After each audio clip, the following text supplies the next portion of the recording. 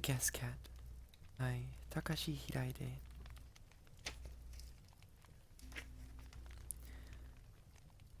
At first, it looked like a low-flying ribbon of clouds just floating there, but then the clouds would be blown a little bit to the right and next to the left. The small window in the corner of our kitchen bordered on a tall wooden fence, so close a person could barely pass by. From inside the house, its frosted glass looked like a dim movie screen. There was a small knot-hole in the wooden fence in the green of the bamboo hedge, which was about 10 feet wide to the north of the valley, was always projected onto the crude screen. Whenever someone walked by in the narrow alleyway, a figure formed, filling the entire window. Viewed from the dark interior of the house, sunny days seemed ever more vivid, and working perhaps on the same principle as a camera obscura, the figures of people walking past were turned upside down. Not only that, but whatever images passed by came from the opposite direction than the one in which people were actually walking. And as the passerby approached closer to the knothole, their overturned figures would swell so large that they would entirely fill the window frame, and once they had passed, would suddenly disappear like some special optical phenomenon. But on that day, the image of the ribbon clouds did not attempt to move past, and the image did not grow very large when it neared the knothole. Even when it should have expanded to an enlarged size, the image floating in the upper part of the window was only big enough to sit in the palm of one's hand. The ribbon clouds hesitated, as if hovering in the street, and then the sound of a feeble cry arose. My wife and I decided on a name for the little alleyway. We called it Lightning Alley. It was about 20 minutes from the teeming Shinjuku terminal on a private line headed southwest. You got off at a little station where the express didn't stop, and walked south for about 20 minutes. There you hit a bit of an incline, and then at the top of the hill you crossed the only street with any significant traffic going east and west. Once you crossed that diagonally, the rest of the way was downhill, and after about 100 yards down a wide, rambling incline, there was a house on the left with an old-fashioned fence, its bamboo slats attached vertically all along the bottom half of the plastered wall. Just before reaching its gate, you turned into the austere little alleyway on the left, while the road continued along on the wooden fence. Located within these same plastered walls and the wooden fence, on the extensive grounds of an old estate, the place where we were renting had originally been a guest house. A little more than halfway down the alley, a rickety gate in the wooden fence doubled as the landlady's side entrance and the tenant's front gate. Like a eye that went unnoticed, the knothole was located just beyond that gate. Passing by behind the fence without knowing just how plainly your image was projected on our window, you would first run head-on into the brick wall of the house, jutting out from the left, and then you would turn right at an acute angle. And just as suddenly, you would run into a house whose roof was concealed behind the dense growth of a huge zelkova tree, at which point the path turned sharply again to the left. The frequent sharp turns created the lightning bolt pattern one often sees in drawing, so we jokingly referred to it as Lightning Alley.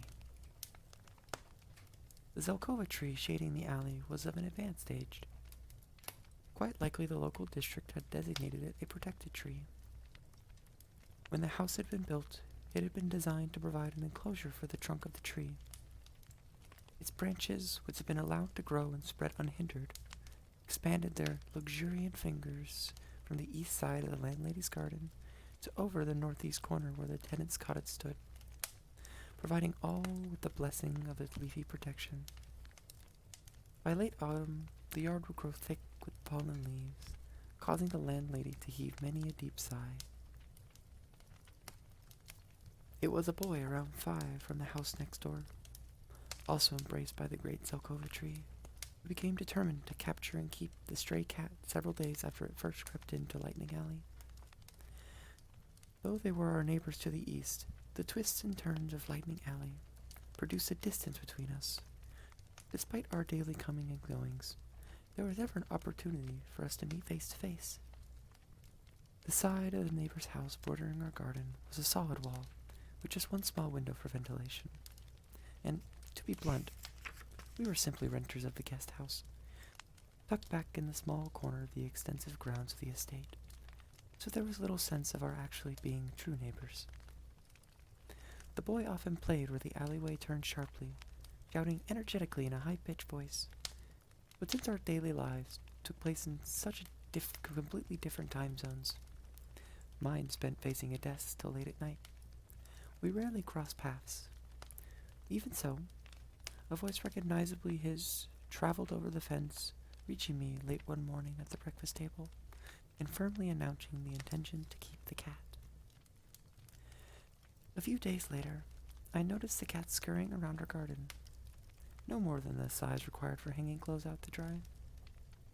And then I heard the boy's voice, and found myself breaking into smile. Looking back now, I see this was a missed opportunity. The little boy's triumphant proclamation must have been heard by the landlady inside the house, for that evening we heard her talking in front of the neighbor's gate. "How'd you like to have a cat?" The woman's dry voice was pressing. "It's really just too much for us," the voice went on, chattering blithely about how cats infiltrated the premises from every corner, laying waste to the garden, raising a racket on the roof, and sometimes even leaving muddy paw prints inside the house. The young housewife next door spoke in a voice both quiet and refined. One would think she had been placed on the defensive, but after patiently listening to the 80-year-old pleas, it appeared she had no trouble holding her own. In all likelihood, she could see the boy standing behind his grandmother and assumed he was praying for dear life. And in the end, it seems it was the old woman who lost out. I remember that 2 years earlier, when we'd signed the lease to rent the guest house from the old woman, there was a clause amended to the agreement stating no children or pets were allowed. Neither of us especially wanted a child at that point in our lives, even though we were on the verge of passing beyond our mid-30s. And when it came to what we are referred to as pets, neither one of us especially liked cats, and the notion of owning a dog had never even come up. So you could say that based on the old woman's term of occupancy, we were extremely well-suited renters. There are a few cat lovers among my close friends, and I have to admit there have been moments when that look of excessive sweet affection oozing from around their eyes has left me feeling absolutely disgusted. Having devoted themselves to cats' body and soul, they seemed at times utterly indifferent to the shame. When I think about it now, rather than my not being a cat lover, it may simply have been I felt a disconnect with people who are cat lovers. But more than anything, I'd simply never experienced having one around. I had a dog once when I was a child. I felt my relationship with the dog was simple and frank. The tension felt through the leash between the one who obeys and the one who leads was refreshing. I must have been right around the same age as the little neighbor boy when I was living with my family in a row house, which acted as a residence for municipal workers. Though the row houses looked more like tenements in a slum than public buildings. I'd only just recently gotten the dog when someone up and stole it. Most likely it was mid-afternoon on a Sunday or Saturday when my father noticed that the Spitz, which had been tied up outside in front of the entry, was gone. "Dog nappers," he grumbled, and immediately began trying to counteract the event. He stormed out of the house, taking me along, and we raced along in every direction in search of the Spitz. But there was no sign of either dog or dog napper. I remember clearly feeling that I shouldn't ask my father anything more about what happened, seeing how he'd reacted when the dog went missing. My sister insists I cried all night long, but I have no memory of that. Although I myself did not especially like cats, my wife has an innate connection with all living things. From the time she was small, she would go out with her older brothers to catch crawdads and salamanders and keep them in an aquarium. She said she's even hatched butterflies of all kinds, and they would fly around her room. She kept various kinds of birds, finches, and canaries, and had also raised chicks. She cared for baby birds that had fallen out of the nest as well, and even nursed wounded bats back to health. Even now, she would turn on the TV to a nature program and would correctly name all the animals, even rare species in faraway countries. In my wife's case, what I mean by not liking cats is something of an entirely different order than her husband's attitude. Since all her life, she had engaged with a variety of animals with the same level of interest.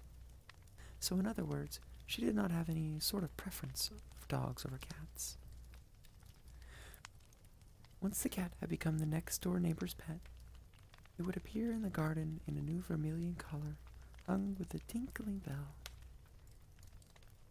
A simple wooden fence separated the yard of the main house and the little garden adjacent to the guest house, the two having originally been one. With its landscape of trees and small and little hills, ponds and flower beds, the imposing garden of the main house was most agreeable to the cat.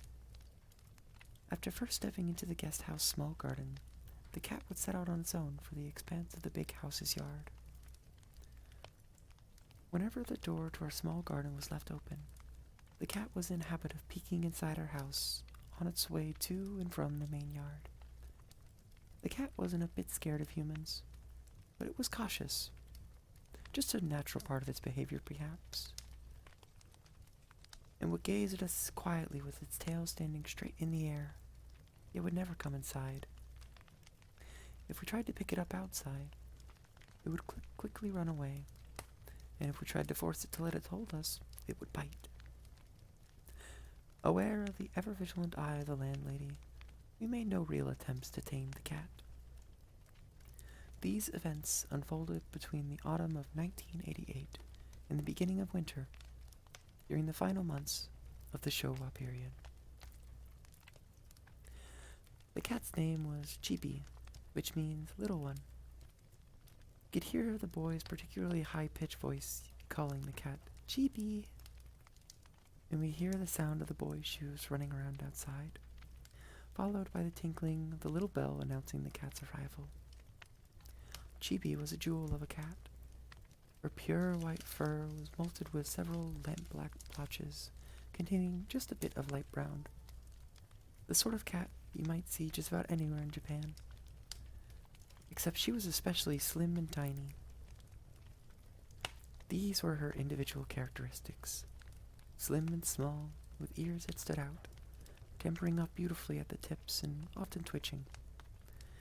She would approach silently and undetected to rub up against one's legs. At first I thought Chibi avoided me because I was not used to cats. But this seems not to have been the case. When a girl who often passed along Lightning Alley stopped and crouched to gaze at the cat, it did not run away. But as soon as she attempted to touch it, the cat quickly slipped off, avoiding contact at all cost.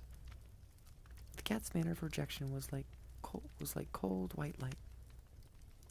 Moreover, the cat rarely made a sound. As far as I remember, when it first appeared in the valley, it made sort of a sound, but since then it never let out a meow. It looked as if no matter how much time passed, the cat was not going to let us hear its voice. This seemed to be the message the cat was giving us. Another one of Chibi's characteristics was that she changed the direction of her cautious attention frequently. This active behavior wasn't limited to her kittenhood. Perhaps because she played alone most of the time in the expansive garden, she reacted strongly to insects and reptiles. And there were times when I could only conclude she must be reacting to subtle changes in the wind and light, not detectable by humans. It may be that most cats share the same quickness, but even so, in Chibi's case, it was acute. She was, after all, the cat of Lightning Alley. My wife got into the habit of pointing to the cat whenever it went by, extolling its virtues. Trained by the boy next door, Chibi had become quite skilled at playing with a ball. It seemed that the boy was using a rubber ball that fit into the palm of one's hand. Sounds of laughter and play in the alley, and regular bouncing of the ball elicited such pleasant feelings that gradually I began to feel like trying it out for myself here in our little garden. Finally, one day, after a period of self-reflection, I took an old ping-pong ball, which had been shut away in the corner of a drawer, took it in my hand, and headed for the garden. I tried bouncing the ping-pong ball at the carpet below the open veranda. Chibi crouched, her eyes locked on the ball's movement, and slowly her entire body became tense. All four legs aligned as she gently lowered her haunches, contracting them so they became slightly rounded like cock springs. From that position, she leapt off the earth with violent force, boldly pouncing on the small white ball. Then she batted the ball back and forth several times in midair, between her two front paws, and next shot quickly through my legs and ran off. Chibi's independence would manifest itself in unexpected ways. Even while performing acts of incredible athletic skill, casting aside the ping-pong ball, she turned at almost an acute angle. Yet in the next moment, she placed her tiny paw on the head of a toad concealed in the shade of one of the landscape rocks. Just as suddenly, she flew to the other side of the garden, extending one of her front legs to slip into a clump of bushes. Next, showing her white belly, she looked in my direction, twitching slightly. But there was no stopping her. Without a glance at her human playmate, she leapt up and grabbed the sleeve of an undershirt, swinging gently back and forth on the clothesline. Then, flashing through the gate, she quickly retreated to the yard of the big house. I had heard from one of my cat-lover friends that playing with a ball was something that cats only did when they were still kittens. But it seemed that Chibi, reaching adulthood, only picked up momentum. Which brings us to yet another quality of Chibi's. In the words of our landlady, she was a real looker. As the opinion of someone with a long history of chasing away stray cats, I figured she knew what she was talking about. There's a photographer who says cat lovers always believe that their own cat is better looking than everyone else's. According to her, they've all got blinders on. She also says that, though she too is a major cat lover, having noticed this fact means that she is now hated by all other cat lovers, and so these days only takes pictures of scruffy-looking greys. Chibi, who loved the play ball, gradually began to visit us on her own, and would try to get us to play with her. She would step gingerly into the room and gaze intently at its occupants, then purposely turn around and walk back out, as if to lead us into the garden. This process would be repeated until she got her response. Most of the time, my wife would put down whatever she was doing, slip happily into her sandals, and head outside. Having played to her heart's content, Chibi would come inside and rest for a while. When she began to sleep on the sofa, like a talisman curved gently in the shape of a comma, and dug up from a prehistoric archaeological site, a deep sense of happiness arrived, as if the house itself had dreamed this scene. Avoiding the prying eyes of the landlady, we began leaving out the Chibi to come inside the house whenever she wanted. And with this new development, I had begun little by little to understand cat lovers. Whether on TV or in all the ubiquitous cat calendars, it seems as if there was no cat comparable to her. But, though I had started to think of her as the best cat around, she was not really our cat. First we would hear the tinkling of the bell, and then she would appear. So we began calling her by the nickname Tinkerbell. Whenever we wanted her to come over, this name seemed to find itself on our lips. I wonder where Tinkerbell is. By the time my wife had gotten the words out of her mouth, we'd hear the tinkling of Chibi's bell. We'd realize that she was near the point where, exiting the foyer next door, located at the second corner of the lightning alley, Chibi would leap through the tear in the wire mesh boundary of the property, dash along the side of the building, turn at the far end of the veranda, leap up onto the open space of the deck, and then, placing her front paws in the window frame at about the height of a human adult's knees, stretch out her neck to peek inside. In winter, she came inside, little by little, through the crack in the partially open window. Her tendency to visit suddenly developed. Her appearances were repeated until, as if a silken opening of a fabric had been continuously moistened and stretched, Chibi had entered our lives, but at the same time, call it fate if you will, something else was closing in and pressing itself against that tendency. It is not out of preference that I use the word fate, or should I say fortuna, but as the young cat's visit became more frequent, I began to feel that there were some things only this word could express. The old mansion was built in the 1920s by a military man from Kyoto, and it is said that he brought in gardeners from the old city to work on the landscaping. The property was nearly 5,000 square feet in its entirety, its long side stretching out from east to west. The garden was irrigated by a supply of water brought in from the south side, and with a variety of trees arranged about the ground, boasting a design that made use of subtle changes in scenery as different flowers came into bloom with each season. A pond, which received water cascading over a waterfall, was located in the center of the garden, a little bit to the east. There were 2 planters for water lilies, embracing more than one variety of the aquatic flower, embedded in the earth, a short distance from the pond near the veranda. In addition, there was a smaller cobalt blue Chinese porcelain planter farther away from the veranda, at the edge of the pond, filled with the same black water and more water lilies. I'd heard the landlady and her husband bought the house in the late 1950s. Their 4 children had, at one time, each flown from the nest, and since then the elderly couple had lived there, just the 2 of them, and the care of the trees and plants fell to the hand of the old man. It was the summer of 1986 when we first visited the guest house, taken there by a realtor located right across from the train station. We had been forced to give up our previous rental quite suddenly, almost as if some kind of natural disaster had struck. And we were so completely exhausted that we had lost the will to search for a new home. So we had asked an acquaintance to perform a divination, and we were told to follow the direction of fire, Yang, the 3rd calendar sign, which opens to 15 degrees. Concentrating on this fairly narrow, fan-shaped area, with little effort, even unceremoniously, what we encountered was this place.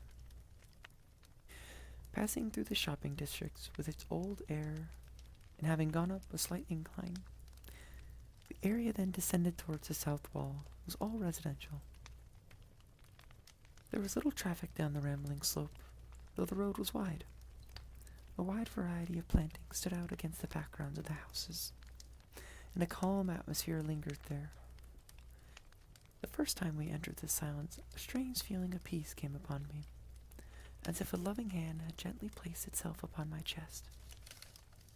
It struck me that there seemed quite a large number of elderly people in the neighborhood. Soon, to our left, the old house with the bamboo slats covering the bottom half of the plastered wall was pointed out to us, and then ushered in under the gate, with its roof partially hidden by pine branches. My wife and I entered the little alleyway. In this discussion of fates, it seemed Machiavelli thought Fortuna dominates at least half of our lives, while the remaining half, or a little less, human strength and competence, virtue, attempts to counteract it. He imagined fate as a goddess, capricious and fickle, or as a river which could flood at any moment. Machiavelli, active in the politics of the Florentine Republic, and known to succeeding generations for his political writings as the ultimate realist, was a poet of rich and varied rhetorical flourishes. He left behind numerous poems, plays, and allegories. In his writing, extending across a wide range of literary forms, the themes of fortuna and the word virtue, translated variously as competence, virtue, ability, skill, valor, grit, or backbone, and vigor, impulse, or momentum, only a sampling of the more than 20 possible renderings, appear. And when in addition to these, the necessary, the essential, perhaps even desperate word, necessita, appears, a unique feeling of exaltation is communicated. Virtue de necessita. In other words, Machiavelli suggests that only the skill displayed in times of emergency can successfully compete with fate. It is said that when comparing fate to a river, Machiavelli meant the Arno, which often brought floods to Florence. In his position as Secretary of the Government of Florence, he worked with Leonardo da Vinci, who had been hired as a military architect, and attempted to realize a grandiose plan to change the natural course of the river. But the plan, initiated 500 years ago, was plagued by misfortune, disasters both natural and man-made. It was a major failure. In reading Machiavelli's literary works, of the many metaphors used to express fate, most especially meaningful is the river which could flood at any time, an image used in chapter 24 of The Prince. Perhaps because, having directly experienced such a major failure himself, he knew its sheer agony. So let us liken fate to a destructive river here as well. The river rages, flooding the plain, consuming trees and buildings before it, washing away the earth and carrying it away to the other side. As it surges forward, people flee, but ultimately they succumb to the water's momentum. Nothing, no one escapes. Living beings, in turning a corner, or in producing the movements required to enter the crack, in certain particularly open door. Living beings, in turning a corner, or in producing the movements required to enter the crack in a certain partially open door, are endowed with certain properties, something which produces its own little river. These daily movements are repeated, and a certain tendency, a certain current, if you will, is generated. Then this minor current, because it is a current, must at some point flow into a larger river.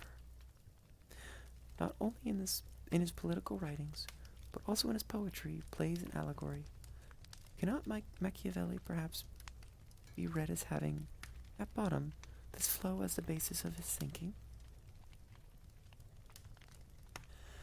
The kitchen dining area was snuggled up against the first sharp corner of Lightning Alley.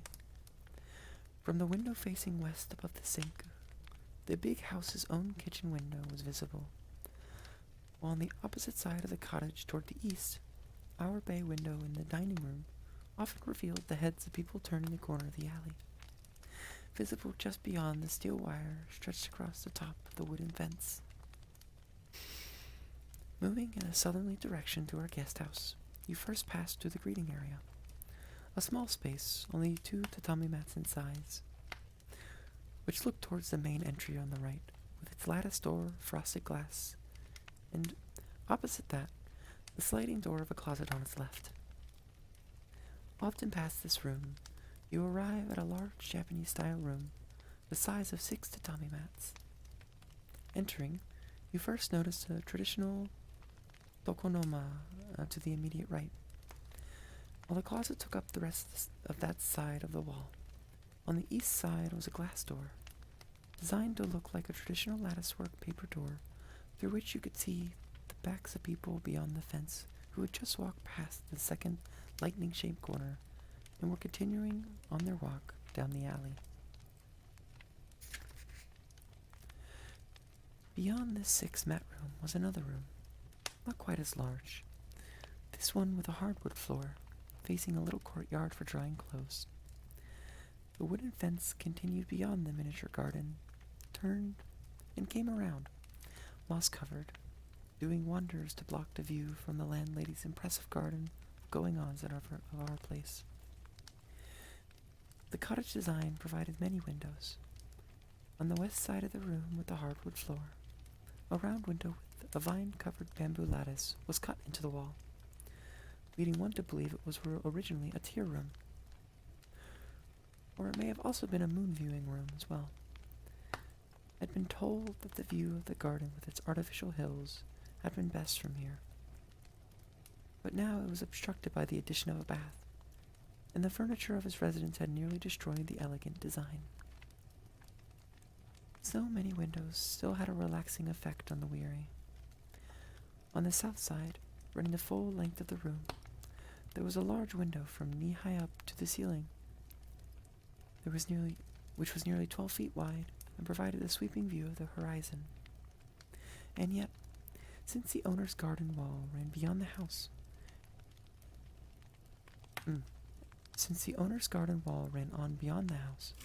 there was no real window to speak of in the wall of the large neighboring residence to the east, and because of the natural features of the land itself with its downward southerly slope, no eyes fell on the interior. Partway out, the eaves, their outermost half of glass, hung over the garden and became an oblique skylight inviting in all the sunlight one wanted. One day in early spring 1987, 6 months after having moved into the new place, I opened wide the window with its aluminum sash, and the wind came in from the south like an avalanche of snow.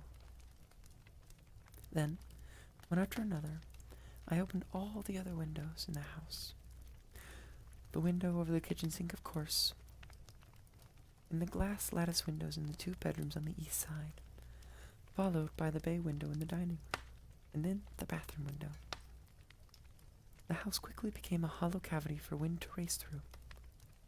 I stared in blank amazement at the courtyard for drying clothes, where the clouds in the sky ran quickly past. 2 slender branches of mistletoe, which had been entwined there, snapped in the wind and fell. I looked up to see the neighbor's great Zelkova tree, gradually encroaching on our side of the fence, blasted by the wind, causing both branches and trunk to sway violently. Through the slanted skylight, a few rays of sun would pierce for just a moment and then vanish, only then to return. Combined with buds flown in from the plum tree, everything timed to the rhythm of illumination and concealment. The small desk had been toppled in the wind, scattering the various papers which had been placed there all about the room. Now, like beings with a will of their own, they rose up as if attempting to return to the place where they had fallen. Once the arrangement of objects had settled down, I felt that I was finally ready to establish myself in this place. This is where I will live, I thought to myself. Perhaps it was because I'd now developed a feeling for the passing of seasons in our new abode. As if each new house, each new neighborhood, contained its own unique experience of the passage of time. To the south side of the room with the hardwood floor, there was what they call in tier room parlance, a hanging ceiling. This is where the slanting eaves of the roofs ran outside into the interior, so that the ceiling on one side of the room shared the same slope. And this sloping ceiling of frosted glass, with slits like a bamboo screen, doubled the effect of the skylight. I would lie here on a woven mat, using my arm as a pillow, and await the changing of the light. Spring rain began to fall. I thought that I could observe the change in size of the raindrops as they had been placed on the slide for viewing microscopic specimens. If I closely watched the initial splatter of rain, I would also gaze blankly at the movement of clouds and the dancing of the great tree's leaves surrounding the house. The shadow of burnt rust passing by was an elongated belly of one of those thieving cats which would come and go from the property. A bird would alight on the eaves and press its pink feet against the glass roof, and just as soon began to slide down a slippery surface. Taken by surprise, the bird would always quickly flee, making it to one of the wooden cross pieces in a few wing beats. The translucent surface of the eaves caused unending confusion for the birds. Time passed as I slowly built up the courage to resign from the publishing job I kept for the last few years.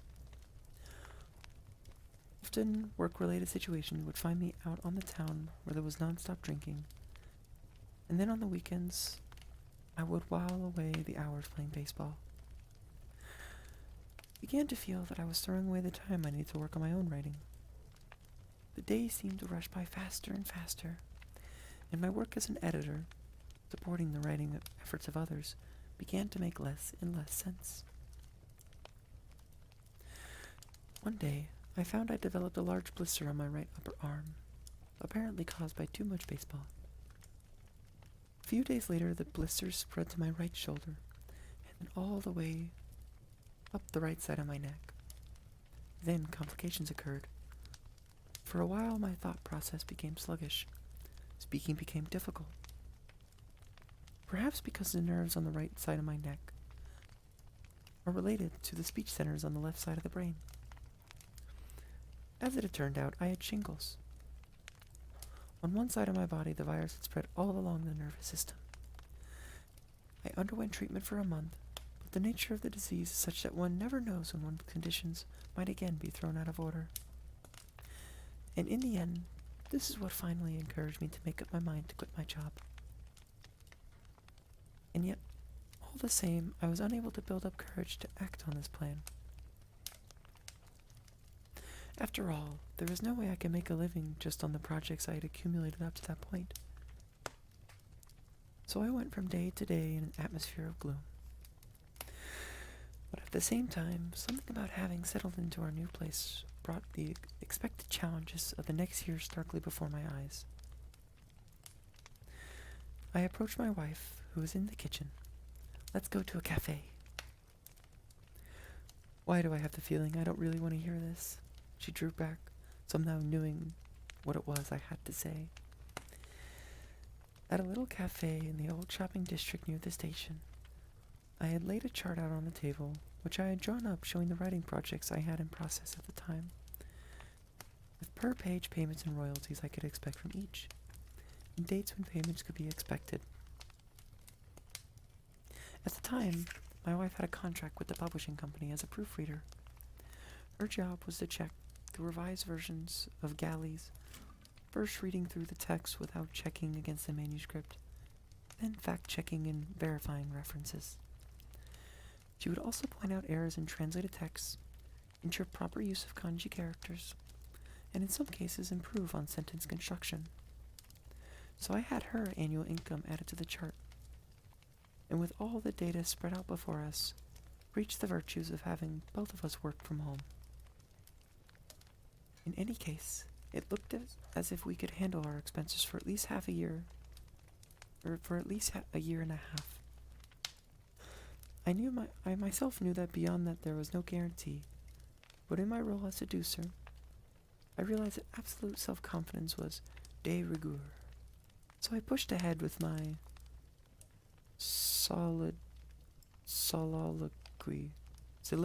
Ooh.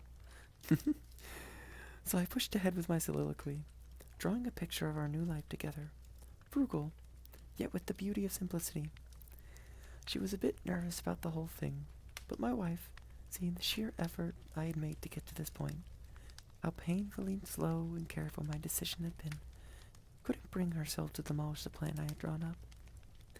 We went home and ate dinner, then returned to our desks, placed side by side near the window on the south side of the house, taking up our own meager work. Before we knew it, it was the middle of the night. For no particular reason, my wife looked up and let out a muffled gasp of surprise. The full moon shone through the glass eaves above us with their slits like bamboo screens, so that its image was drawn out, flowing there like a milky white river. we're gonna go ahead and stop there. Thank you all for listening. I really appreciate you. See you next time. Bye-bye. Yeah.